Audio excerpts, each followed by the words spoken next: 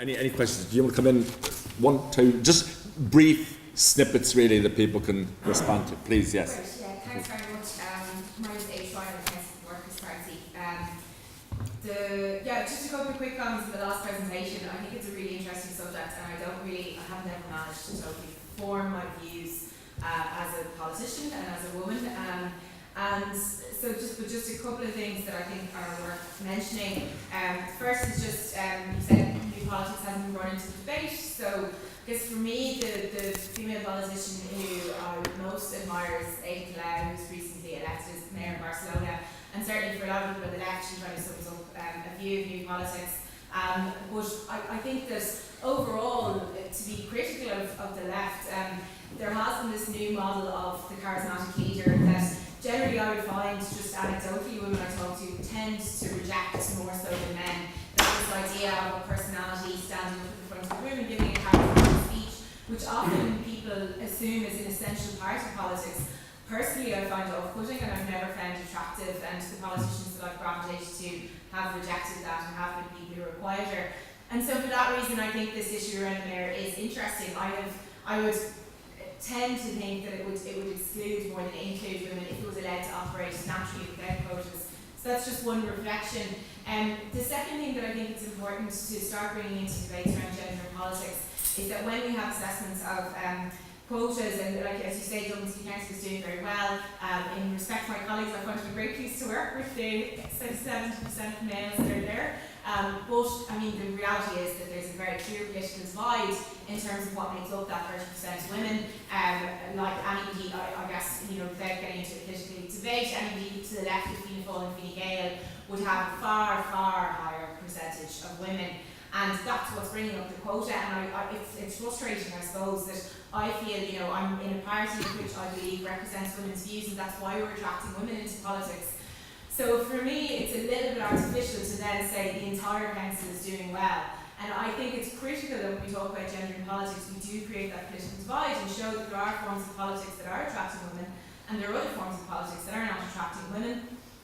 And then just a final point, sorry, because I'm not speaking out of myself. The final point is just, in terms of how the quotas have gone, we, as a party, we don't have a position on it.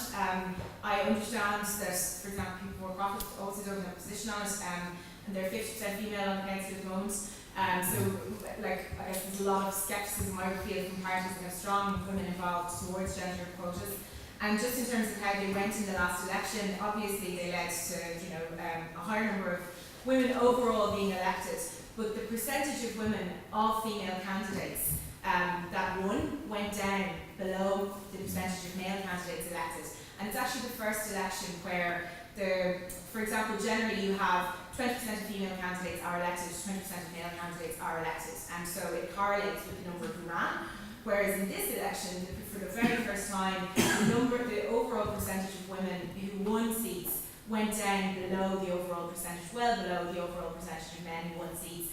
I think that's very troubling because it means that you're starting off what we see as a big step forward for women in politics with a situation where an increasing number of women are now being run in seats that they lose. And I also think it's important to watch, do we end up with a situation where women are being put into losing seats to make up the numbers?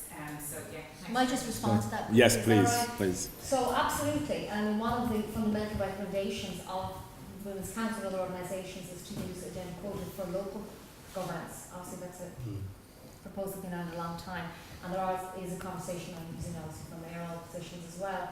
The quotas are complicated. I would still support them completely. I don't think women should have any hesitation about them. I think the empirical evidence and historical record is clear about how we need them.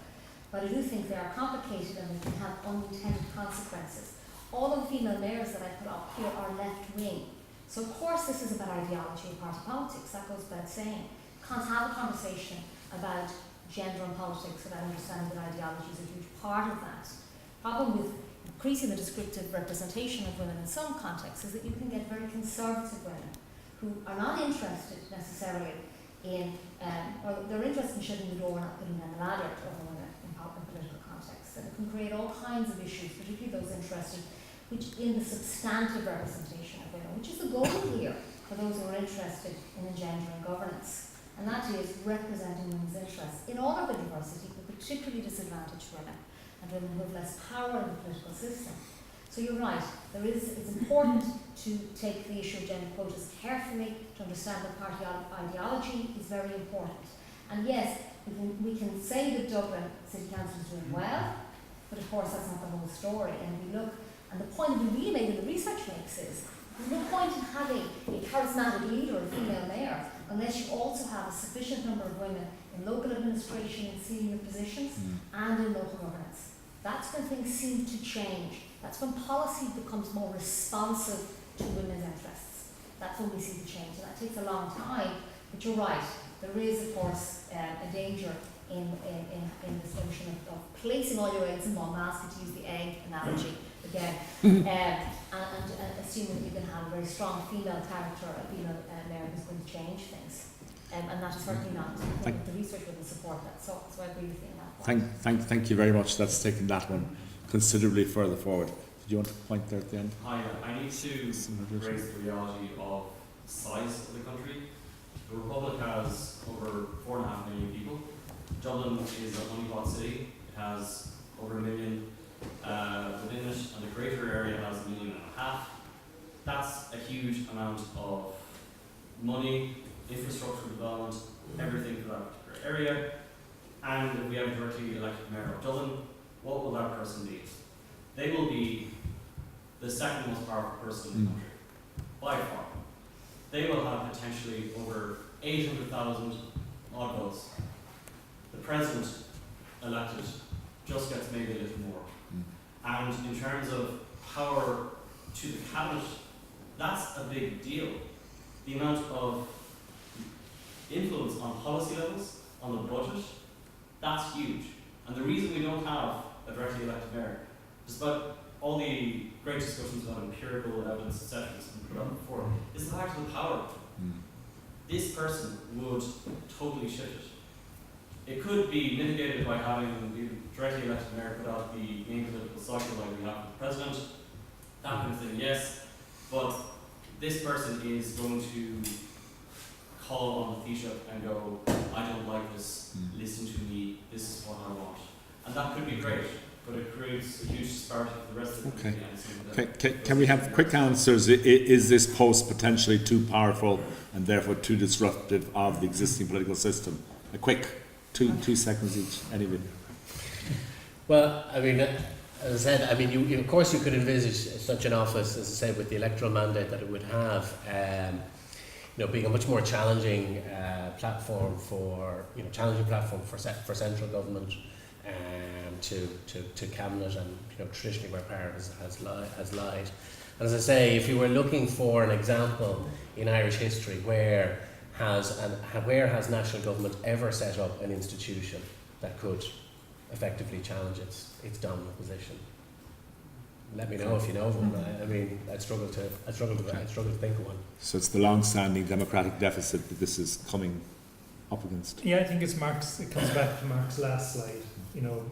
Pockets of resistance, cabinet, maybe local councillors, we're not even sure about citizens, custom house potentially.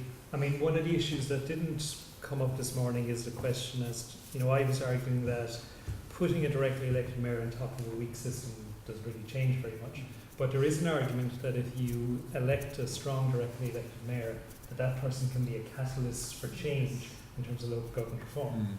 I think it's a good argument. I'm not too sure it has happened in too many jurisdictions. It's an area certainly I think to look into. But you're right. I mean, there are a lot of reasons as to why this might never happen. I mean, I must say it's very dispiriting to look at what cabinet might think of. I'd be familiar with elected mayors in Brazil and the participatory budgets in the early 80s and the enthusiasm that creates in politics. So if Enda doesn't like it, I'd say, well, tough, We should qualify by saying there have been ministers in the past who have been interested in doing this. So it's not I don't want to make a blanket sweeping statement. No, but you're right. There's a vested interest there. No, you're right. A simple question: is there any research on the performance of areas with directly elected mayors relative to the performance of the area itself? Does an elected mayor do better than an unelected mayor? Whatever those factors might be.